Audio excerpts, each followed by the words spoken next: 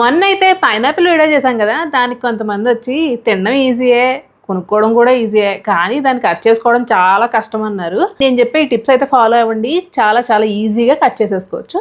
దానికి మీ దగ్గర ఉండాల్సింది ముందుగా ఇలాంటి కత్తి. ఈ పైనాపిల్కి ఫస్ట్ ఈ టాప్ బాటమ్ కట్ చేసుకోవాలి. పెద్దగా ఉందనుకోండి కొంచెం కాయి, అప్పుడు దీన్ని హాఫ్ చేసుకోండి. ఇప్పుడు ఈజీగా ఈ తొక్కను వలిసేయడమే.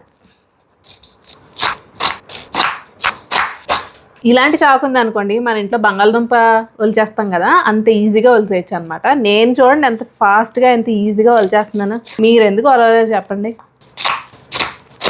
అంతే, పైనాపిల్ ఈజీగా ఒలిచేసుకున్నాం. సాల్ట్ వాటర్తో వాష్ చేసేసాను. ఇంకా ముక్కలు కట్ చేసుకోవడమే. ఈ పైనాపిల్కి మధ్యలో ఒకటి గట్టిగా చెక్క ముక్కలా ఉంటుంది కదా, అది ఒక్కటి కట్ చేసుకుంటే ఇంకా పైనాపిల్ ఈజీగా తినేయచ్చు. సో ఇలాగా 4 వైపుల నుంచి ఇలా కట్ చేసేసి ఇది పాడేయడమే.